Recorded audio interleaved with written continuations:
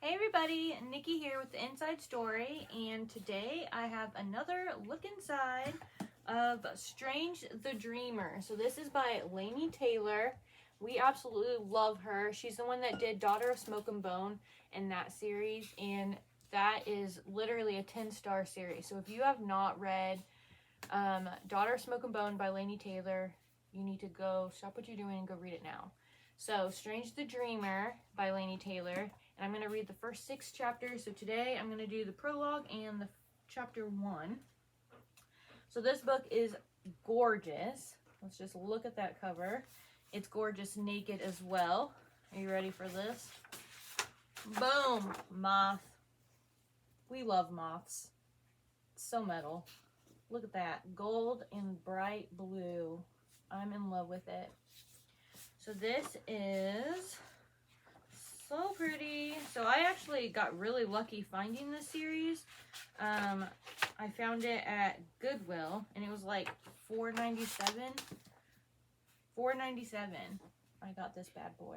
And then I ordered the second one. So that one is Muse of Nightmares. So this is the second one. Equally as beautiful. Let's see how beautiful it is. Naked. Oh yes. Look at this. We got purple and moon and stars. So that is that second one. That is Muse of Nightmares. But today we're going to be reading the prologue in chapter 1 of Strange the Dreamer by Laini Taylor. Let's get started. Alright, prologue.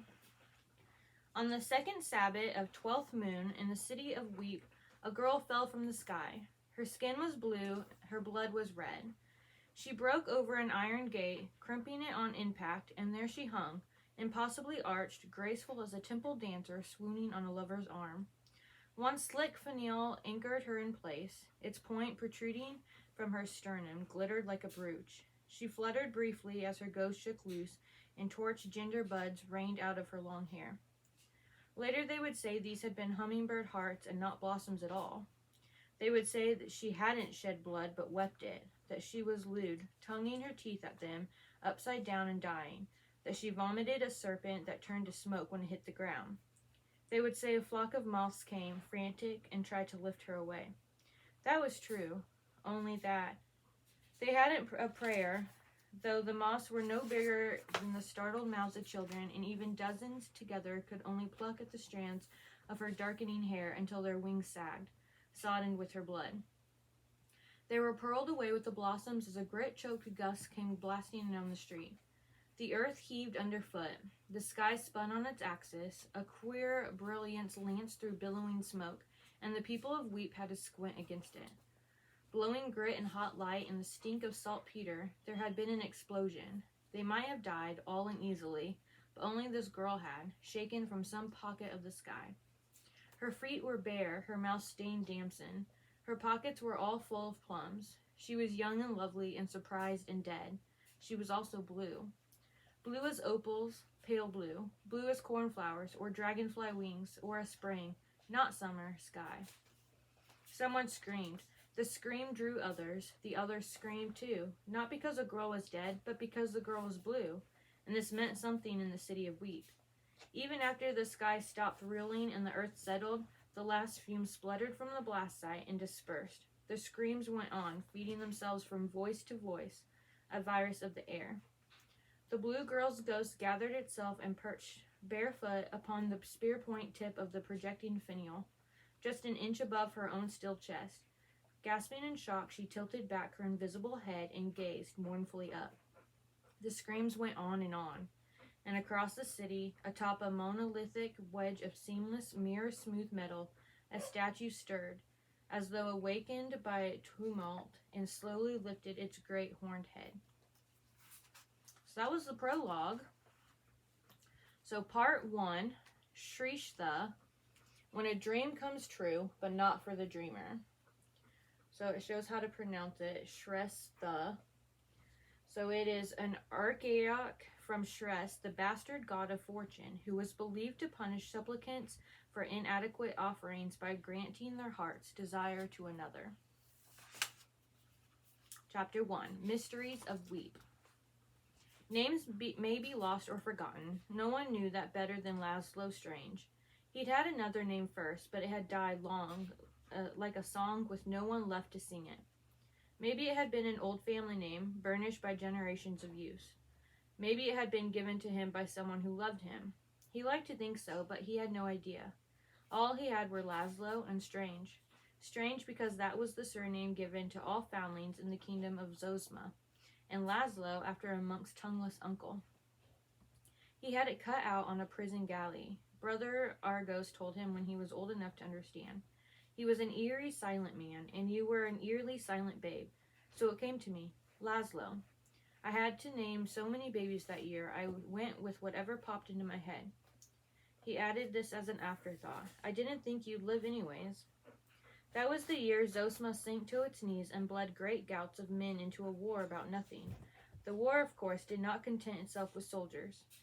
Fields were burned, villages pillaged, and bands of displaced peasants roamed in the raised countryside, fighting the crows for gleanings.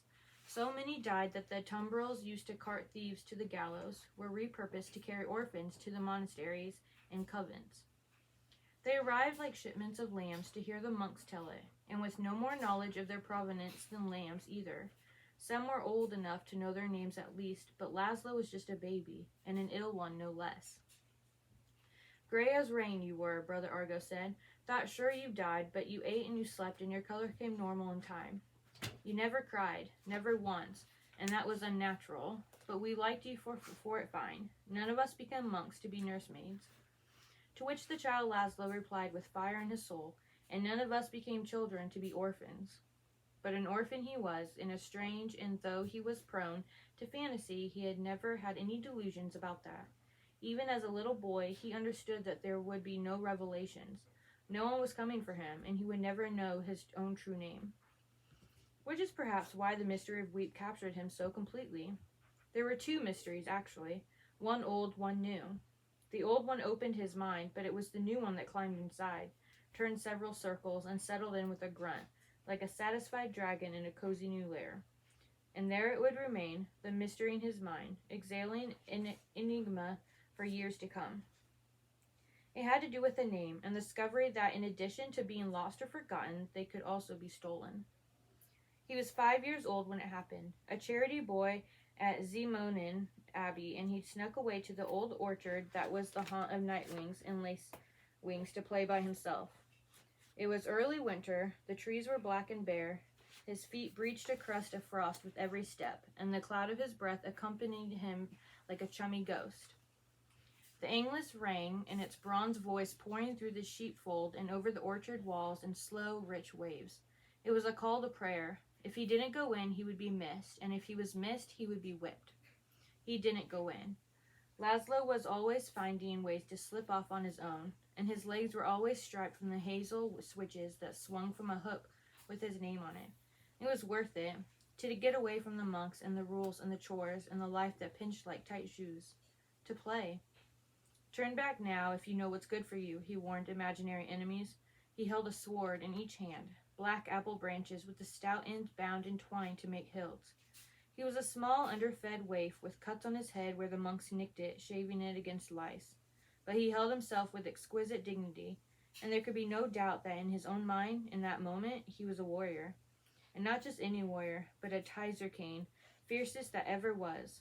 No outsider, he told his foes, has ever set eyes on the forbidden city, and as long as I draw breath, none ever will. We're in luck then, his foes replied, and they were more real to him in the twilight than the monks whose chant had drifted downhill from the abbey, because you won't be drawing breath for much longer. Laszlo's gray eyes narrowed to slits. You think you can defeat me? The black trees danced. His breath ghost scudded gray on a gust only to be replaced by another. His shadow splayed out huge before him, and his mind gleamed with ancient wars and winged beings, a mountain of melted demon bones, and the city on the far side of it, a city that had vanished in the mists of time. This was the old mystery. It had come to him from a senile monk, Brother Cyrus. He was an invalid, and it fell to the charity boys to bring him his meals. He wasn't kind. No grandfather figure, no mentor. He had a terrible grip, and was known to hold the boys by the wrist for hours, forcing them to repeat nonsense and confess to all manner of wickedness they could scarce understand, let alone have committed. They all had a terror of him and his gnarled raptor hands, and the bigger boys, sooner than protect the smaller, sent them to his lair in their stead. Laszlo was as scared as the rest, yet he volunteered to bring all the meals. Why? Because Brother Cyrus told stories. Stories were not smiled upon at the Abbey. At best, they distracted from spiritual contemplation. At worst, they honored false gods and festered into sin. But Brother Cyrus had gone beyond such strictures. His mind had slipped its moorings, and he never seemed to understand where he was, and his confusion infuriated him. His face grew clenched and red. Spittle flew when he ranted, but he had his moments of calm when he slipped through some cellar door in his memory, back to his boyhood and the stories his grandmother used to tell him. He couldn't remember the other monks' names, or even the prayers that had been his vocation for decades, but the stories poured from him, and Laszlo listened. He listened the way a cactus drinks rain. In the south and east of the continent of Nama, far, far from northerly Zosma, there was a vast desert called the Elmuthaleth, the crossing of which was an art perfected by few and fiercely guarded against all others. Somewhere across its emptiness lay a city that had never been seen. It was a rumor, a fable, but it was a rumor and fable from which marvels emerged carried by camels across the desert to fire the imaginations of folk the world over. The city had a name. The men who drove the camels, who brought the marvels, they told the name and they told stories, and the name and the stories made their way with the marvels to distant lands where they conjured visions of glittering domes and tame white stags, women so beautiful they melted the mind, and men whose sentimenters blinded with their shine.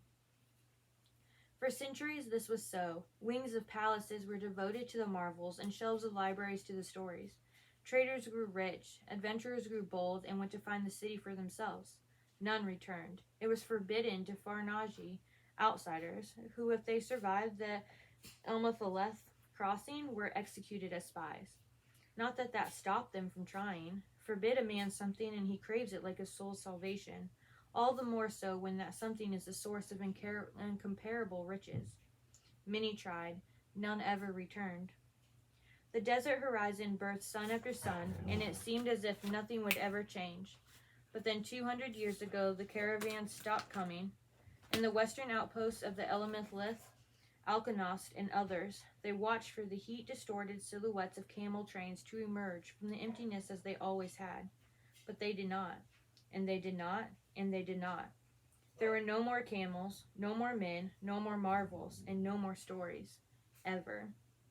That was the last that was ever heard from the forbidden city, the unseen city, the lost city, and this was the mystery that had opened Laszlo's mind like a door. What had happened? Did this city still exist? He wanted to know everything. He learned to coax Brother Cyrus into that place of reverie, and he collected the stories like treasure. Laszlo owned nothing, not one single thing, but from the first the stories felt like his own hoard of gold.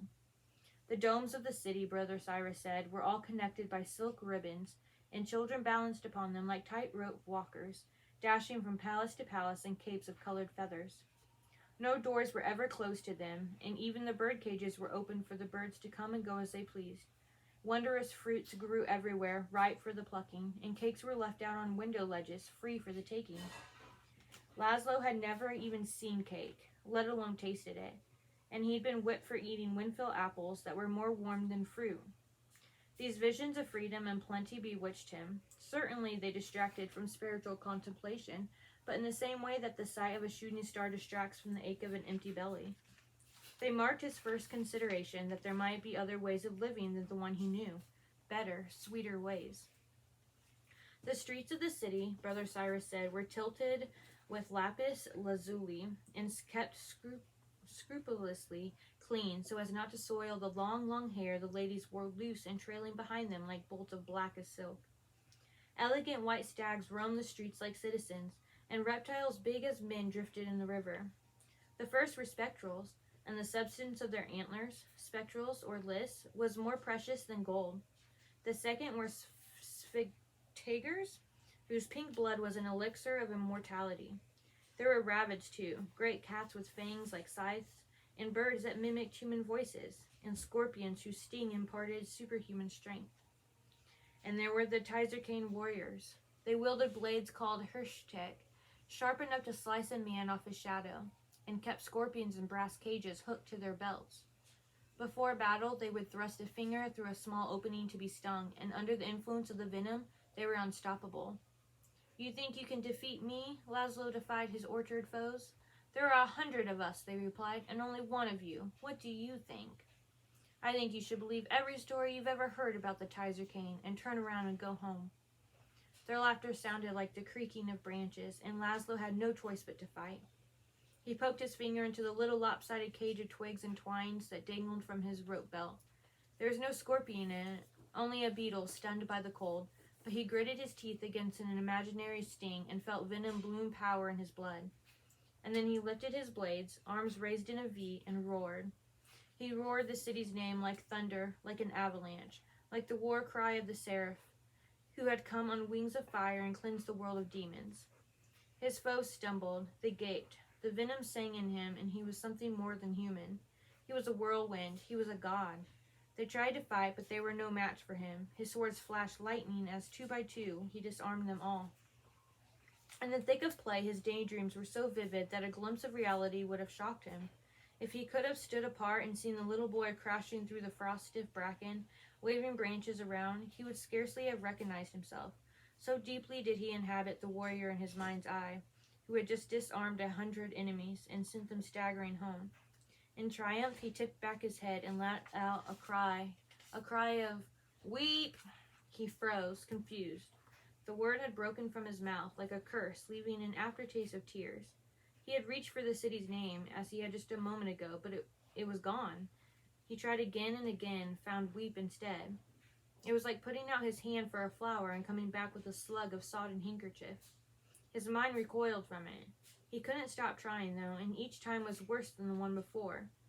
He groped for what he knew had been there, and all he fished up was an awful word. Weep. Slick with wrongness, damp as bad dreams, and tinged with its residue of salt.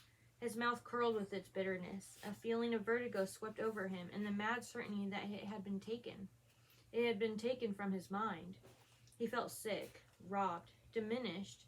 He raced back up the slope, scrabbling over low stone walls, and pelted through the sheepfold, past the garden, and through the cloister, still gripping his apple-branch swords. He saw no one, but was seen. There was a rule against running, and anyway, he ought to have been at Vespers. He ran straight to Brother Cyrus's cell and shook him awake. "The name," he said, gasping for breath. "The name is missing. The city from the stories, tell me its name." He knew deep down that he hadn't forgotten it, that this was something else, something dark and strange.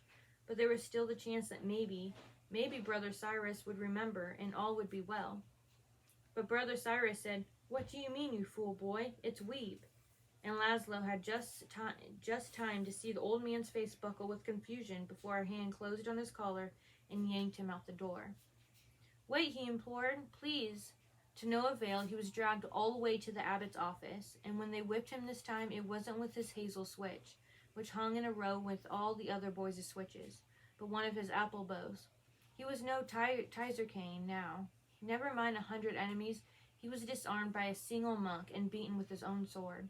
Some hero. He limped for weeks and was forbidden from seeing Brother Cyrus, who'd grown so agitated by his visit that he'd had to be sedated. There were no more stories after that, and no more escapes, at least not into the orchard or anywhere outside his own mind. The monks kept a sharp eye on him, determined to keep him free of sin, and of joy, which, if not explicitly a sin, at least clears a path to it. He was kept busy, and if he wasn't working, he was praying. If he wasn't praying, he was working, always under adequate supervision, to prevent his vanishing like a wild creature into the trees. At night he slept, exhausted as a gravedigger, too tired to even dream. It did seem as though the fire in him was smothered, the thunder and the avalanche, the war cry and the whirlwind, all stamped out.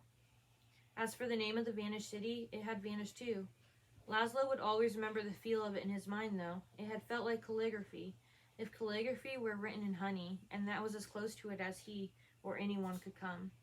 It wasn't just him and Brother Cyrus. Wherever the name had been found, printed on the spines of books that held its stories, in the old yellow ledgers of merchants who'd brought it goods and woven into the memories of anyone who'd ever heard it. It was simply erased, and Weep was left in its place. This was the new mystery. This, he never doubted, was magic. Alright guys, that was chapter 1 and the prologue.